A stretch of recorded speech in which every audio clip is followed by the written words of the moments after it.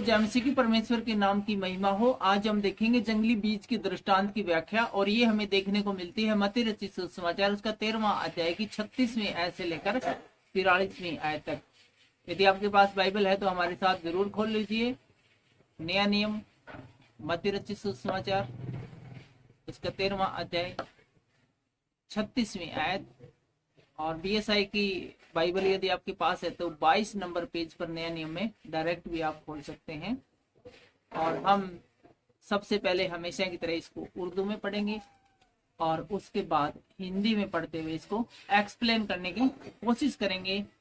तो उर्दू में इसका शीर्षक रहेगा कड़वे दाने की तमसील की तहसरी। 36वें आयत पढ़ते हैं। उस वक्त वो भीड़ को छोड़कर घर में गया और उसके शागिर्दों ने उसके पास आकर कहा, खेत के कड़वे दानों की तमसील हमें समझा दें। उसने जवाब में कहा, अच्छे बीज का बोने वाला इब्ने आदम है और खेत दुनिया है, और अच्छा बीज बादशाही के फर्जंद और कड़वे दाने उस शरीर के फर्जंद हैं। जिस दुश्मन ने उसको बोया वो इबलिस है, और कटाई दुनिया का आखिर है, और काटने वाले फरिश्ते हैं। बस कड़वे दाने जमा किए जाते और आग में जलाए जाते हैं, वैसे ही दुनिया के आखिर में होगा। इब्ने आदम अपने फरिश्तों को भेजेगा और वो सब ठोकर खाने वाली चीजों और बदकारों को उसकी बादशाहों में से जमा करेंगे और उनको आग की भट्टी में डाल देंगे। वही रोना और दांत पीसना होगा। उस वक्त रासबाज अपने बाप की बादशाही में आफताब की मानी चमकेंगे। जिसके कान हो वो सुन ले। परमेश्वर का वतन, परमेश्वर का वचन उर्दू में सुने जाने पर परमेश्वर आपको आशीष दे, बरकत दे। अब इसी को हम हिंदी में पढ़ते हुए एक्सप्लेन करने की कोशिश करेंगे।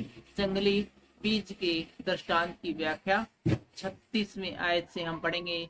तब वह भीड़ को छोड़कर घर में आया और उसके चेलों ने उसके पास आकर कहा। तो हम देखते हैं कि बहुत सारी बातें पूरा दिन यीशु मसीह करते रहे। जंगली बीज का दृष्टांत सुनाया, राई के बीज का दृष्टांत सुनाया, खमीर का दृष्टांत सुनाया और दृष्टांतों का प्रयोग करने के भी बारे में बताया। इन सब बातों के बाद शाम के समय यीशु मसीह अपने घर आ जाते हैं। और जब घर में आए तो यीशु मसीह के पास उसके चेले आते हैं और चेलों ने उससे पूछा, खेत के जंगली दाने का दृष्टांत हमें समझा दे। तो चेले बोले, जी समझे जी, आपने वो जंगली दृष्टांत बताया था ना, खेत का बीज, वो जो कड़वे बीज डाल दिए थे, जो वो खरपतवार उगे थे, वो समझ में नहीं आया हमारा क्या कहना चाहोगे आप, थोड़ा सा हमने एक्सप्लेन करके बताओ। तो 37वें आयत में लिखा है, यीशु ने उनको उत्तर दिया, अच्छे बीज के बोने वाला मनुष्य का पुत्र है। अच्छे बीज के बोने वाला कौन है? मनुष्य का पुत्र है। अच्छा जो पहाड़ी है वो कौन है? मनुष्य का पुत्र है। और खेत संसार है। अच्छा बीज राज्य की संतान और जंगली बीज दुष्ट की संतान है। जंगली बीज है वो दुष्ट की संतान, दुष्ट मतलब शैतान की संतान है। जिस शत्रु ने उसको बोया वह शैतान है। शैतान बोता है बीज, जंगली बीज भूखे बोने वाला कौन है? शैतान है। शैतान को बस मौका मिलना चाहिए। हमने देखा था कि किसान ने पूरा दिन है अच्छी तरह से पहले खेत को तैयार किया, खरपतवार वगैरह निकाले, उसमें पानी लगाया, उसका बान बाया और सारी तैयारी की, सुहागा लगाया, खेत को एक सार किया। उसके बाद उसने बीज छिड़का था और रात को जब सो गया थोड़ी देर के लिए किसान, तो शैतान ने जाकर उसके खेत में है वो जंगली पौधे उगा दिए थे, खरपतवार बो दिए थे। ऐसे ही शैतान मौका छोड़ता नहीं है अपने बीज बोने के लिए, क्योंकि शैतान को पता है कि जब मैं बीज बोऊंगा तो यकीनन वो उगेगा और वो फल लाएगा। और ये तो सीधी सी बात है कि बीज चाहे कैसा भी हो फलता जरूर है। अच्छा फल, अच्छा बीज अच्छा पेड़ बनेगा और अच्छे फल लाएगा। बुरा बीज बुरा पेड़ बनेगा और बुरे फल लाएगा। तो शैतान का तो काम ही है ये मौका देख के ही अपने बीजों को डाल देना, ताकि वो फल बने, वो पेड़ बने और वो पौधे बने और वो फल लाए। कटनी जगत का अंत है और काटने वाला स्वर्गदूत है। काटने वाला कौन होगा? स्वर्गदूत। सॉरी।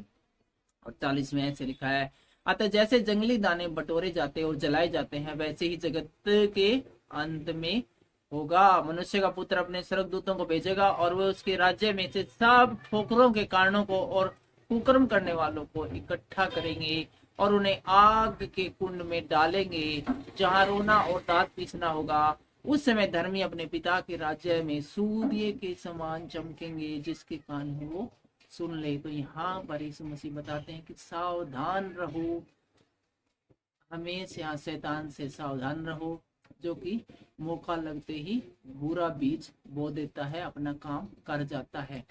अपना काम करने में शैतान कभी आलस्य नहीं करता, लेकिन हमें सावधान रहना, परमेश्वर के पीछे चलते रहना, परमेश्वर को नहीं छोड़ना है।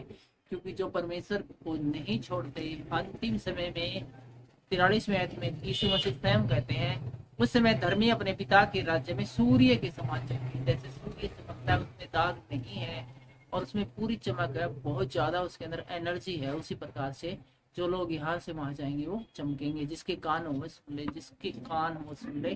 अर्थात ऐसा मत करो कि तुम है देखते हुए तो देखो, और देखते हुए तो देखो लेकिन अनदेखा कर दो, और सुनते हुए तो सुनो लेकिन अनसुना कर दो। यदि अपने परमेश्वर की बातें, यीशु मसीह की बातें अनसुनी कर दी, तो फिर हमारे बचाव का और कोई भी साधन नहीं रहेगा।